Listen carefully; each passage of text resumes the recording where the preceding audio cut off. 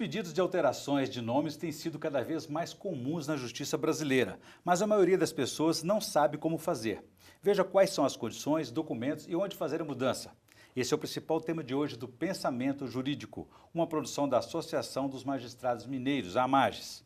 Para falar sobre o assunto, nós vamos conversar com o juiz Fernando Humberto dos Santos. Ele é magistrado há 30 anos e já passou por 4 comarcas: Paracatu, Teófilo Otoni, Contagem e Belo Horizonte, onde atuou por 9 anos na Vara de Registros Públicos. Ele se aposentou há 4 anos. Doutor Fernando, obrigado pela presença. É um prazer recebê-lo aqui no Pensamento Jurídico mais uma vez. Prazer é meu.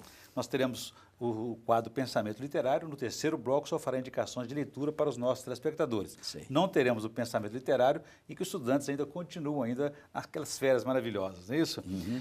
Pois bem, doutor Fernando, então a gente inicia a nossa conversa a respeito dessa possibilidade das pessoas mudarem de nome. Está mais fácil hoje? Claro, claro. Cada dia que passa, a identificação da pessoa na sociedade vai muito além do nome. O nome, a princípio, a história do nome é a identificação social do indivíduo no meio. A história, a personalidade dela, né? Começou lá, fulano, filho de ciclano, fulano que veio de onde, fulano que se parece com isso, né? Leva isso para a vida toda, né? E aquilo foi criando, historicamente, o nome nasceu assim. Depois a necessidade de nome para convocar as pessoas para os exércitos, né? Nos romanos, nos povos germânicos, né? Na Idade Média, para identificar quem é que contribuía para o senhor, etc. E assim era o nome, a identificação do indivíduo na sociedade. Agora, hoje você tem CPF, tem o número da carteira de identidade, né? E principalmente o nome vai ficando cada vez mais uma identificação, mais no meio menor, onde os indivíduos, e não no meio institucional. Mas então ficou mais fácil. É tão importante isso na vida das pessoas, influencia, mexe tanto com as pessoas, que algumas até querem mudar o nome, alterar o próprio nome, por várias razões. Essas condições é que realmente variam aí, dificulta se pode ser feito no cartório ou ser feito por via judicial. Sim. É possível em ambas as circunstâncias, porque o nome, apesar de hoje ficar mais fácil, porque não identifica tanto o cidadão, porque além do nome tem o CPF, tem o endereço digital, tem uma série de coisas. Apesar de tudo, o nome identifica a pessoa institucionalmente.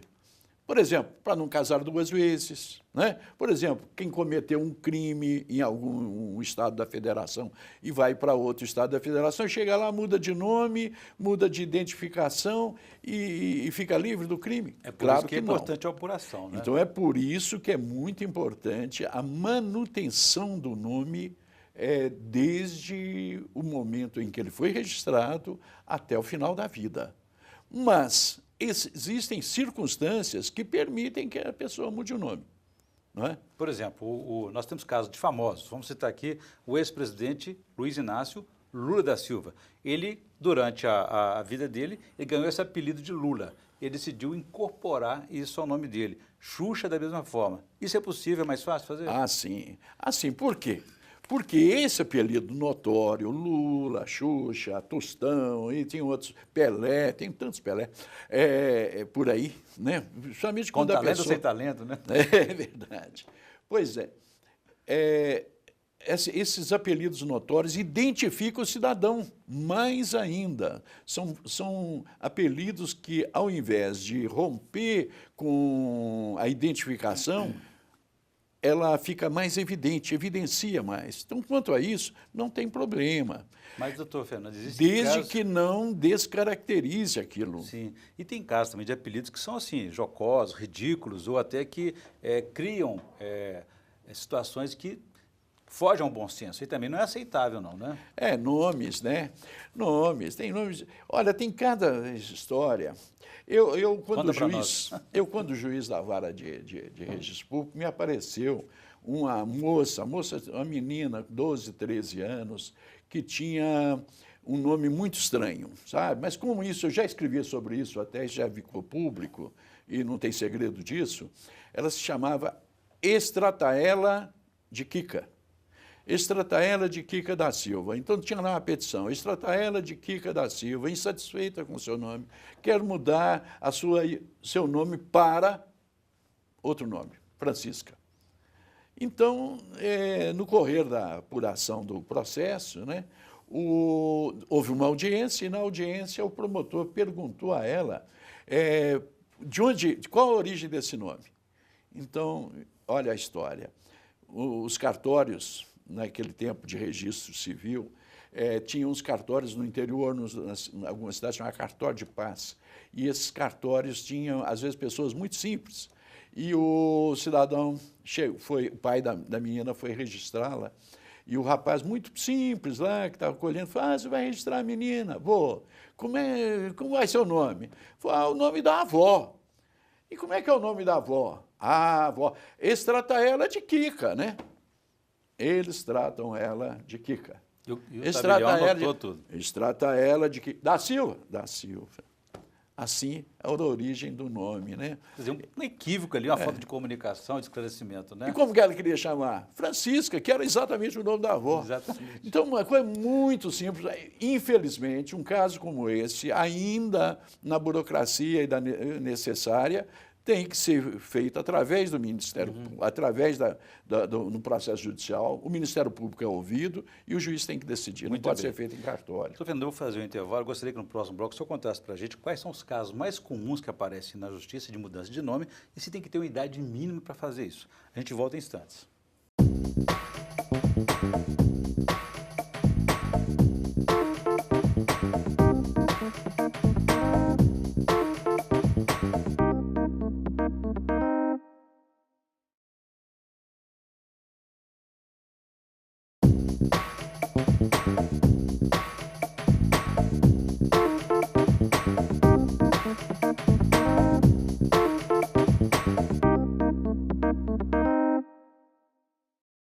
Estamos de volta com o Pensamento Jurídico, uma produção da Amages. Participe de nosso programa pelo e-mail pensamento@amages.com.br. pensamento@amages.com.br. Hoje estamos discutindo sobre mudanças de nomes. Cresceu muito nos últimos dias e nosso entrevistado aqui é o juiz Fernando Humberto dos Santos, magistrado há 30 anos, já passou por 4 comarcas, ele se aposentou há 4 anos e foi durante 9 anos titular da Vara de Registros Públicos.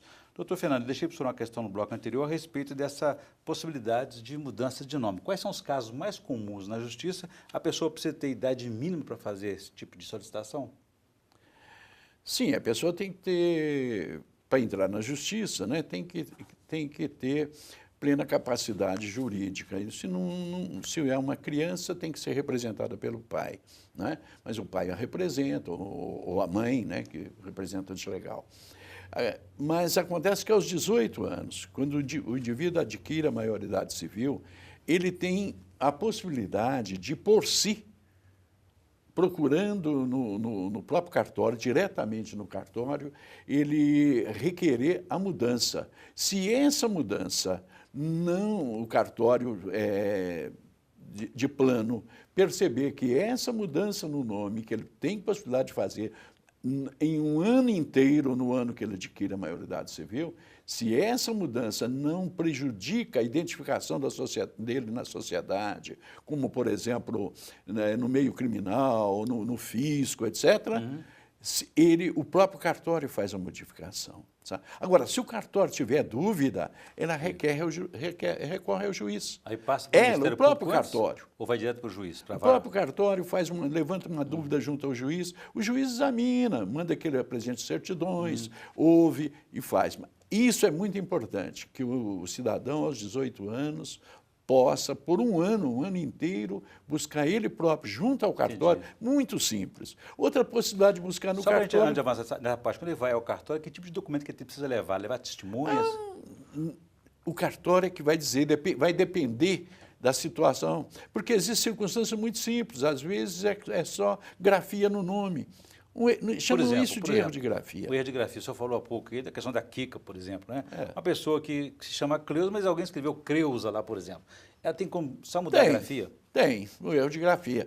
Mas isso às vezes as pessoas deixam de fazer porque não sabe que pode fazer isso no cartório. Coisas, às vezes, até tem nomes muito estrangeiros grafados comum. incorretamente. O que eu ia dizer, nome estrangeiro, o Washington, e a pessoa escreve, os nossos registradores de pessoas naturais, no passado, prestavam um grande favor ao Estado e, às vezes, eram pessoas muito pobres, em regiões muito distantes, e que não sabiam grafar o nome corretamente. Tem tanto nome que vem, a gente custa a entender. Então, filhos de estrangeiros, filhos de japonês, filhos de várias situações, de né? diversas nacionalidades diferentes, ficam com dificuldade para depois conseguir a grafia exata. Não há o Passa caso. no cartório. Não há caso. Então, ele vai sempre ao cartório. Não precisa procurar a vara de registros públicos. Nesses casos, não. Se o cartório tiver dúvida com relação à grafia, ele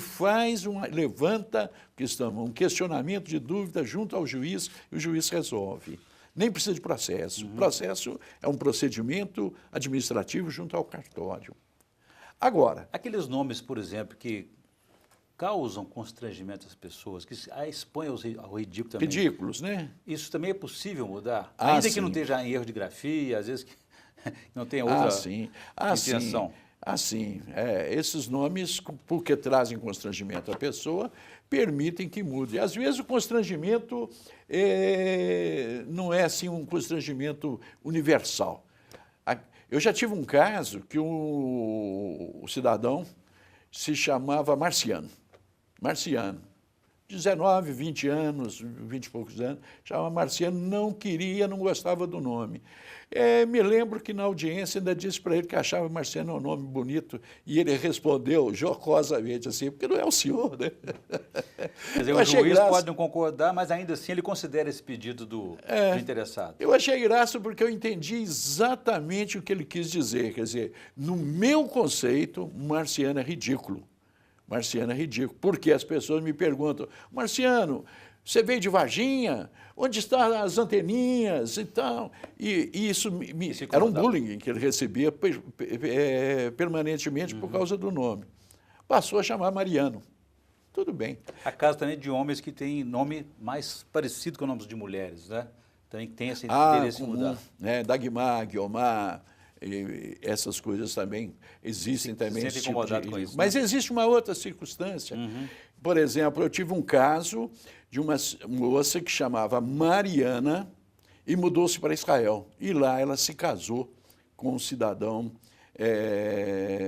hebreu. E lá ela se casou com alguém israelita. E lá, o que aconteceu? Em Israel, o Estado não é laico como no Brasil, o Estado é religioso. Você casou, você passa a adotar a religião. Agora, como que você pensa que uma Mariana pode ser casada com um judeu e adotar o nome? Mariana é um nome perfeitamente cristão, Mariana, cristiana, não é? Então ela teve que mudar de nome, mas mudou de nome em Israel. Quando ela voltou ao Brasil, que trouxe os filhos e tal, e precisava embarcar outra vez, olha o passaporte dela, que confusão que deu. Ela não tinha, aí ela teve que mudar o nome, né? E passou a chamar Isabel. O nome judeu, perfeitamente. E isso é uma justificação. A gente acaba entendendo que há razões para isso. É preciso, então, que haja razões e dessa razão seja convencido o Estado, através do juiz. Há também aqueles casos de nomes iguais, a homonímia, né? Quer dizer, nesse caso aí, muitas pessoas até são processadas porque tem nome com pessoas comuns aí que sofrem processo na justiça e acaba sendo também acaba preso, condenado, cumprindo pena, né? Já existe também. Existem casos, então, que a pessoa acrescenta um sobrenome, de um modo geral. E esses processos são todos judiciais.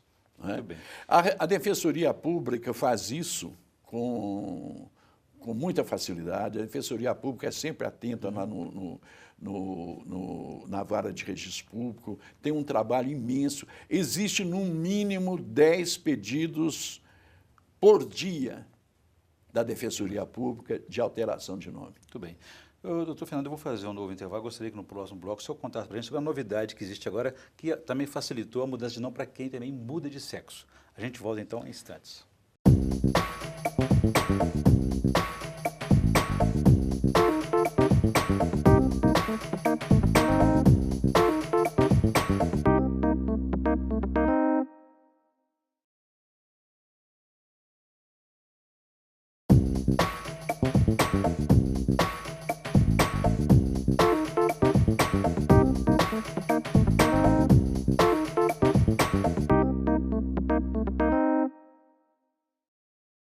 Estamos de volta com o Pensamento Jurídico, uma produção da Amages. Hoje estamos discutindo sobre os pedidos de alterações de nomes que têm sido cada vez mais comuns na justiça brasileira.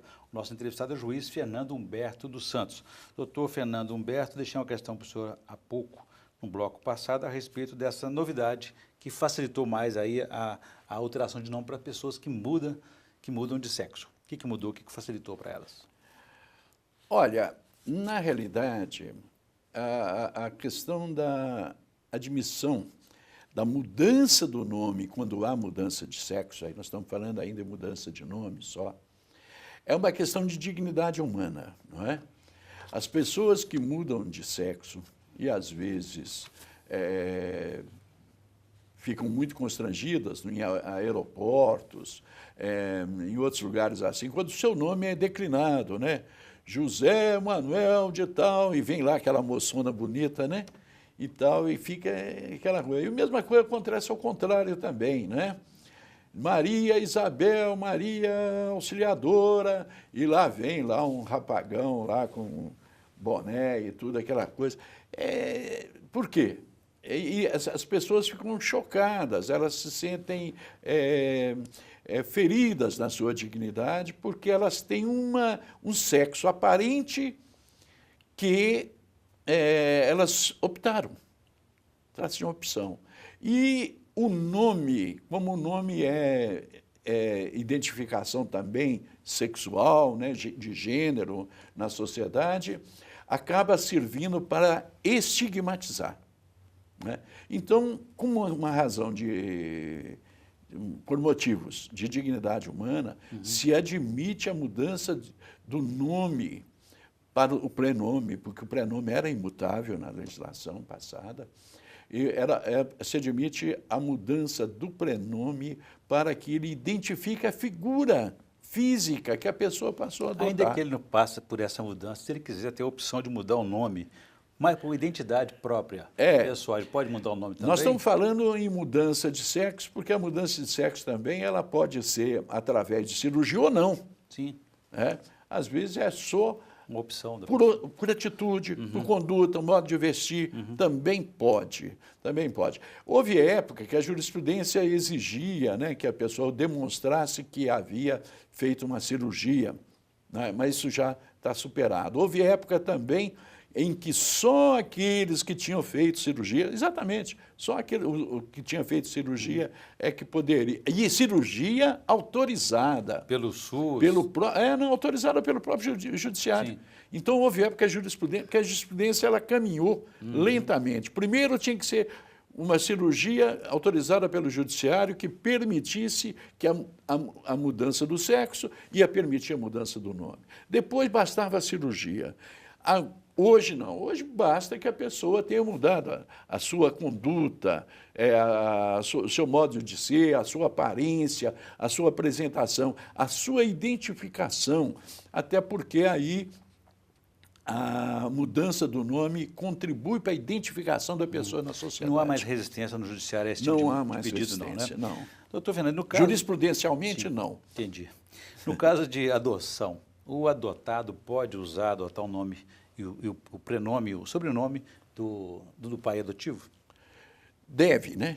Pode, e sempre tem ocorrido que passa a adotar o sobrenome, até porque cria uma identificação. O contrário é que, às vezes, é objeto de uma discussão muito grande, ou seja, o cidadão, ao ser adotado, passa a adotar o nome que os pais adotivos lhe dão. Geralmente, a adoção em tenra idade, né? E quando chega a certa idade, já estão maduros, saber quem é o pai, ele procura saber quem é o pai e, por qualquer razão dele, pessoal, resolve adotar o nome do pai biológico. Mesmo que esse pai recuse? Mesmo que o pai recuse. O judiciário vai decidir. O judiciário vai decidir, porque diante da recusa, é possível que haja recusas fundamentadas. E é possível que essa recusa seja por alguma razão Além da negligência, da omissão que ficou não, na história pode ser dele, diferente, não é? Ok. Então, o judiciário, é por isso que essas circunstâncias são decididas no judiciário. Muito bem. Eu vou desse tema daqui a pouco, doutor Fernando. Eu gostaria que agora o senhor pudesse indicar para a gente aí a indicação de leitura para os nossos telespectadores, por favor, no quadro Pensamento Literário.